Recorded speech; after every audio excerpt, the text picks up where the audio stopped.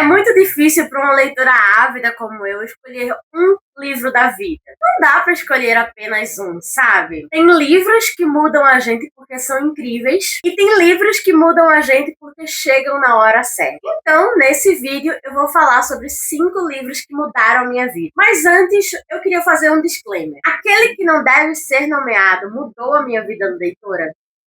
Sim. Ele vai estar nessa lista?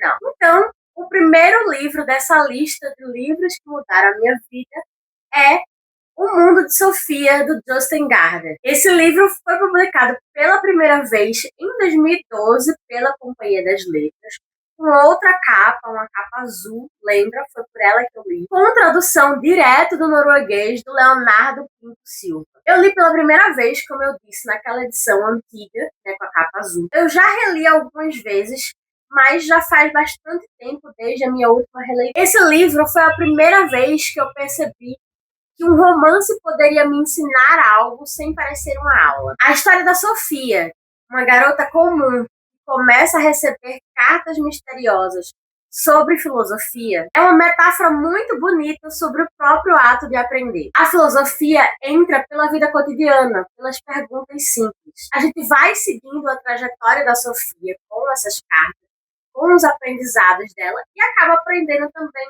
obviamente. Então, o mundo de Sofia me fez sentir inteligente sem me fazer parecer arrogante. E mais do que isso, me fez perceber que o livro certo, na hora certa, na idade certa, pode abrir portas que nem sempre a escola abre. Hoje, adulta, talvez eu nem veja esse livro da mesma forma quando eu for relê-lo, mas ele me ensinou que pensar é um ato de imaginação. E isso moldou a leitora que eu sou. O segundo livro dessa lista de livros que mudaram a minha vida é A Noite Mais Sombria, da Jenna Showalter. Eu tenho em mãos aqui essa edição, que é a edição da HarperCollins, que foi publicada aqui no Brasil em 2016, com tradução do Johan Hayes.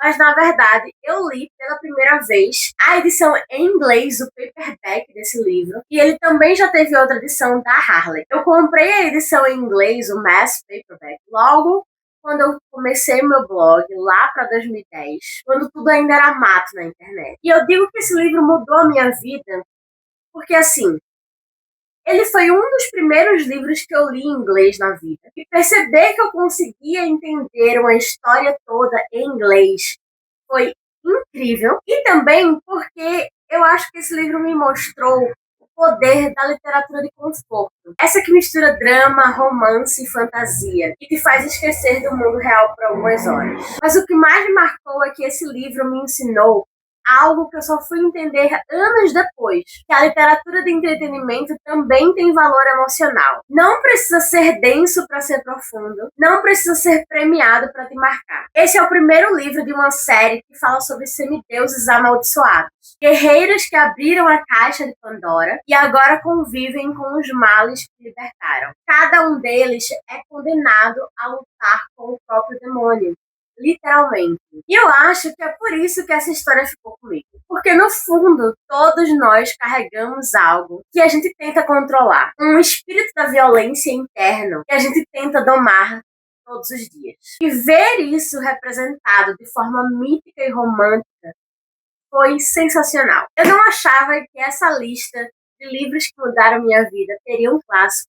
Mas, pasmem, publicado em 1813, Orgulho e Preconceito, da Jane Austen, é o terceiro livro dessa lista. Essa edição aqui é a edição da Antofástica, que foi publicada em 2021, com tradução da Carol Kiovato. Para quem não lê muitos clássicos, como eu, acho que o primeiro pensamento ao pegar um livro clássico vai ser uma leitura difícil. Mas talvez por causa do meu conhecimento prévio sobre essa obra, né, já que eu já conhecia os memes, as adaptações, o Darcy Molhado, e também, principalmente, pela tradução da Carol Kiovato, que para mim equilibra o clássico e o contemporâneo de uma maneira muito fácil, eu acabei gostando muito do ritmo, do estilo narrativo e das nuances da escrita da Jane Austen. Para mim, a linguagem da tradução da Carol Kiovato ficou no tom certo. Você já conhece a história também, né?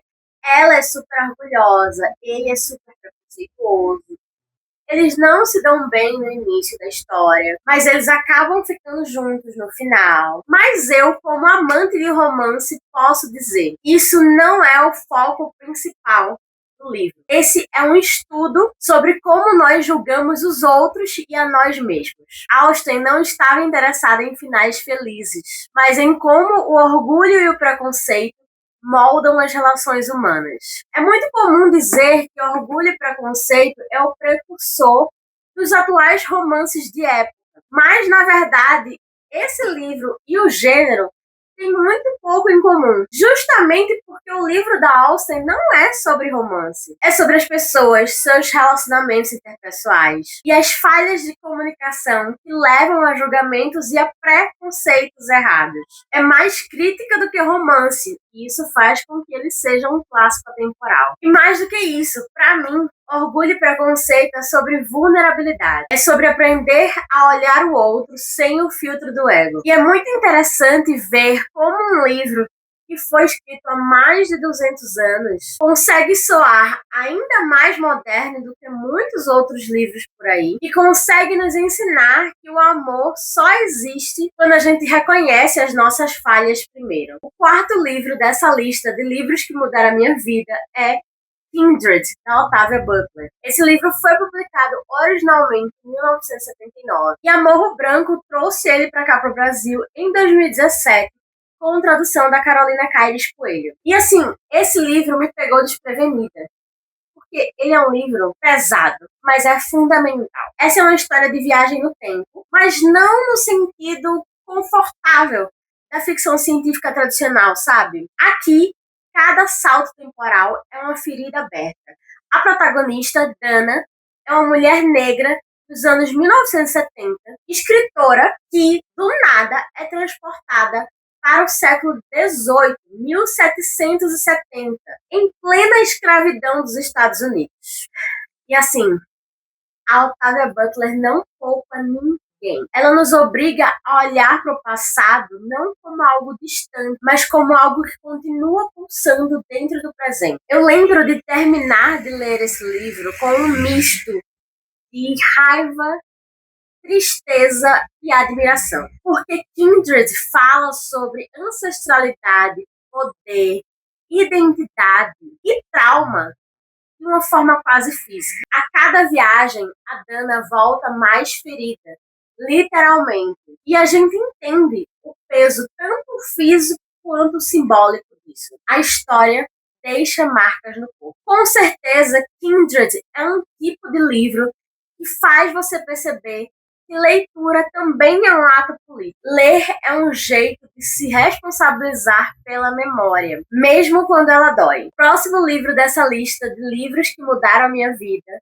me pegou pela beleza, primeiramente. A beleza da capa, da ideia, da linguagem. Mar Sem Estrelas, da Erin Morgenstern. Se você gosta de livros sobre livros, bibliotecas secretas e realidades paralelas cheias de simbolismos e metáforas, esse livro é para você. Esse livro foi publicado originalmente em 2019 e a editora Morro Branco trouxe ele para cá, para o Brasil, em 2021, com tradução da Isadora Próspero. Mar Sem Estrelas acompanha o Zachary Ezra Rawlings, um estudante de pós-graduação que encontra um livro misterioso na biblioteca da sua faculdade. Até aí tudo bem, né? Parece normal. Só que, ao começar a ler, o Zachary percebe que o livro está contando uma história da infância dele. Uma coisa que ele nunca contou para ninguém. A partir disso, ele é puxado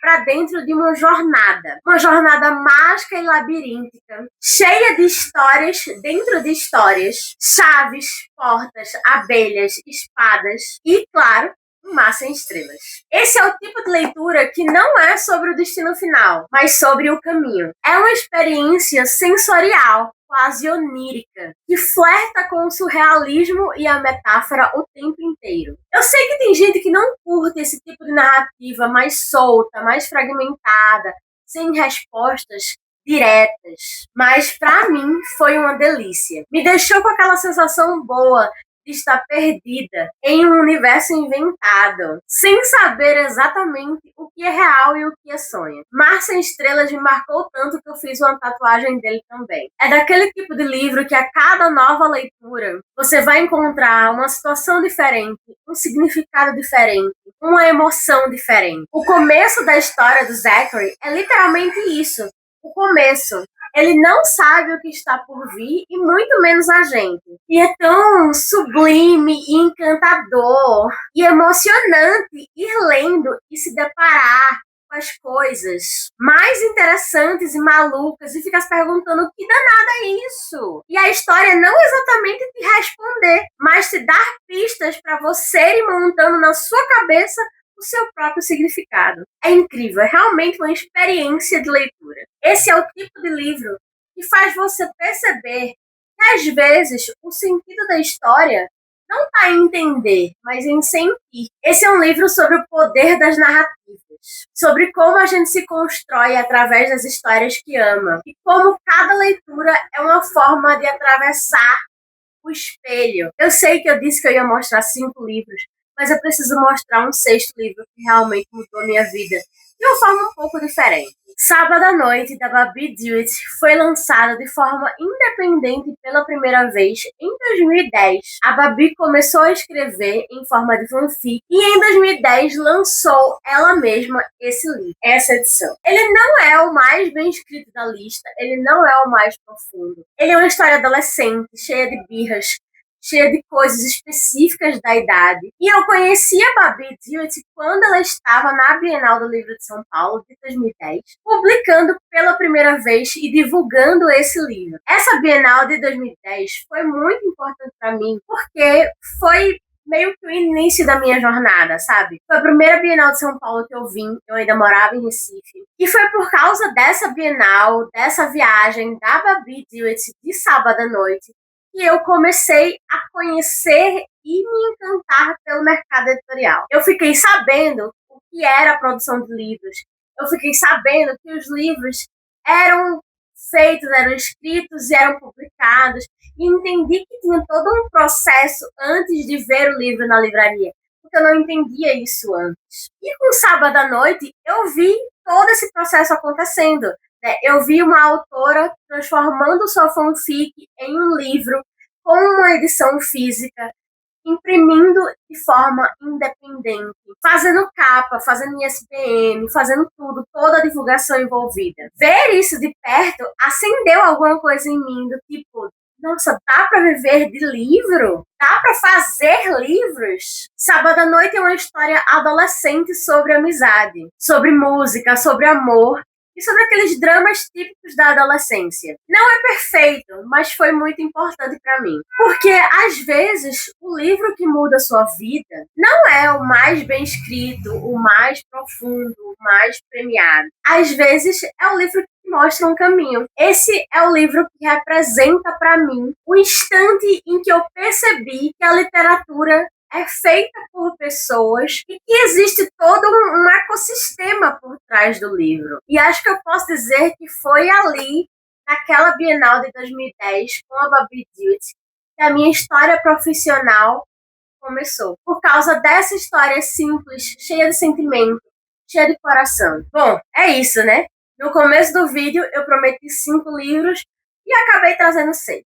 Mas, sinceramente, eu poderia continuar essa lista por horas. Porque tem livro que muda a gente de um jeito quase invisível. E tem livros que viram a nossa chave por completo. E, muitas vezes, o livro que muda a nossa vida não é aquele mais cultuado, mais popular, mais bem escrito, mais técnico, mas aquele que chegou no momento certo. Cada um desses livros que eu mostrei aqui marcou a minha trajetória de leitora. Da adolescente que queria entender o mundo, à adulta que descobriu que podia fazer parte dele.